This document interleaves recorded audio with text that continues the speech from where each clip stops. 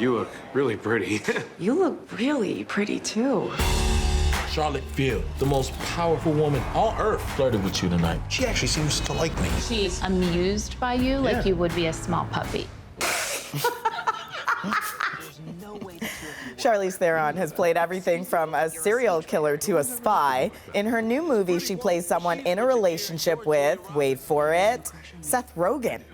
Long shot in a new rom-com, right? Set during a U.S. presidential race. It might be timely, but is it believable? That's where we bring in film reviewer Eli Glasner here. So Theron is running for president. Rogen is a bumbling journalist. Yeah. How do you put these two together? So you have Charlize Theron, who's, through her career been this like shape-shifting supermodel, and you have Seth Rogen, who's been Seth Rogen. No one does Seth like Seth. So what brings them together, as you said, the world of politics, the race for the White House. So there you have Charlotte Field, very accomplished, but Secretary of State isn't enough. She wants to be the next president, but her speech is a little dry. They could use some work.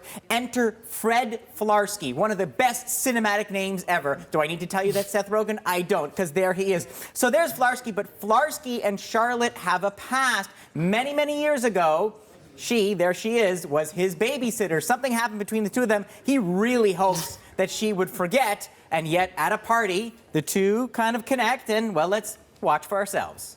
I can't shake this feeling that we know each other. We do. We do? Picture me, I guess, maybe like 20 years younger, but like this. Flarsky? Yeah! What are you doing these days? I'm a journalist. You're a great writer, but sometimes you're a little too much. I don't think I am too much. I actually think I'm the perfect right portion. It's really nice to see you again. All right, so they kind of have a thing, and then, yes, they have a thing, and then he falls down the stairs, and it's not just a fall, like this fall goes viral. This fall becomes like YouTube top 10 kind of moments, but he's made an impression not just on his face. There seems to be something. Now, I know some of you out there are a little skeptical. Let me show you as some of those sparks start to activate. Let's take a look.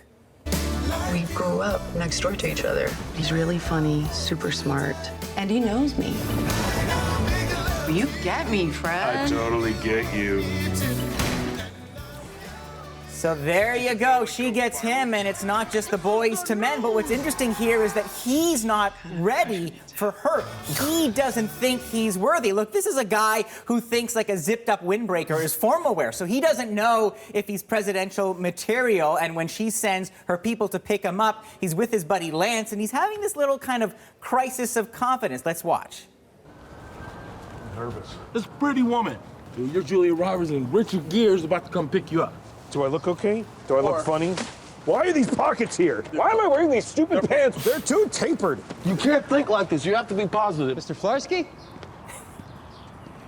So there you go. That's O'Shea Jackson Jr. as Lance. You might have seen him as a young Ice Cube in Straight Outta Compton. That's who that guy is. Yeah, I was thinking, why is his face so familiar? Thank you for that little refresher. Certainly no lack of talent. No. And Rogen's funny, but is there chemistry between the two? There's enough chemistry to power a small town here. And I love the concept. Like, this is Knocked Up meets Dave. If you remember the classic Kevin Kline movie, I mean, it's a little political, but it is very, very funny. And what I love is how it plays with kind of the male-female dynamic in that here it's Charlize Theron as the alpha female. She is on top of everything. She's perfectly poised, very particular about what she wants. She has to be better than perfect because, yes, she's a woman in politics. And then there's Fred freaking Flarsky, who in his scumbro wardrobe is acutely aware that this woman isn't only out of his league, he's actually a liability. But his special power is that he's comfortable in his own skin. He sticks out in this world of yes men and yes women. The other thing that sticks out is